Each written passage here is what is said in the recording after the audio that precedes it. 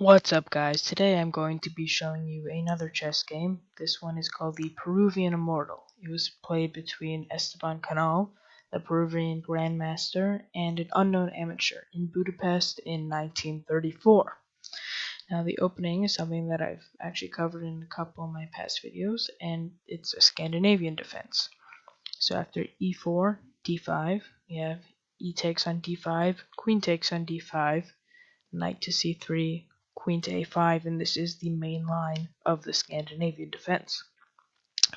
Now after d4, another sound and common move, we have c6, giving the queen a path to escape on this diagonal. Now after knight f3, we have bishop g4, and this pins this knight to the queen. Now after another development move, bishop f4, and e6, by looking to bring in this dark squared bishop, we have h3. And in the game, we had bishop captures knight. If this was my game, I probably would have played bishop to h5, and if they did play g4, then you can just play bishop g6, and now their king side doesn't look very nice or very pleasant to castle on. And even though the pawn structure here is okay, on the queen side you can sort of see an attack start to form, and you wouldn't really want a castle here either because of some oncoming threats that are already there. However, in our game we played bishop takes knight on e4, and after queen takes, we see that we didn't double the pawns as would have been if on a knight pinned to the king. Pawns would usually be doubled, and so we allowed for development of the queen as well as protection of this knight, and we'll see how this is important as bishop to b4 is our next move. So it's adding more pressure to this knight, but there are still an adequate number of defenders. So now we have bishop e2, normal development, probably looking to castle, and after knight to d7, which would have to be played instead of knight to c6 because this is Scandinavian, and c6 is a very common move, as well as Caro-Kann defense. There are pros and cons, of course, to each knight c6, knight d7, but after knight d7, white played a3. Now, is this threatening the bishop in this current situation? The answer is no, because if pawn takes bishop right now, we have queen captures rook on a1, and black is winning. But after castling queenside, white captured the bishop on b4. Now take a look at this board and see if you can figure out why now this was an acceptable move for white. So back to the game, we have queen takes rook, and this was a blunder. Now this is going to be called a tactic called deflection, and now black is in a pretty bad position. And after king to d2, there's like really another tell that white is trying to distract this queen and get it away from the real threat. However, our unknown amateur captures the other rook on h1, and now there's a really nice mate in 2 for our Peruvian Grandmaster. Can you see it?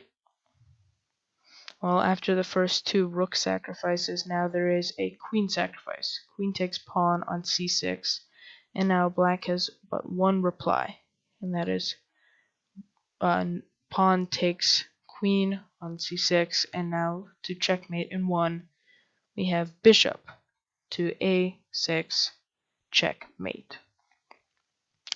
So let's go back to our critical position here. If, let's say, a random move, that's just random, then that would not work. Now in this position, if somehow we got to that, it would actually just be bishop to d1 as not to lose the other rook, as this mating threat really doesn't exist until castling queenside. However, once castle queenside, black really only has one solid move, and that is going to be queen to b5. So now obviously this queen sacrifice doesn't work because of queen takes queen, or even pawn takes queen, and then now bishop to c5 is not made because of queen takes bishop, and after rook takes, it's still not that good. But of course you're not losing your king, so probably queen takes queen in the situation. And after pawn takes, rook wouldn't take, so you just have that. However, of course our player took the rook. Now, in this situation, queen could take the pawn. However, this wouldn't be very good either because of the same dilemma here, and black would end up losing its queen.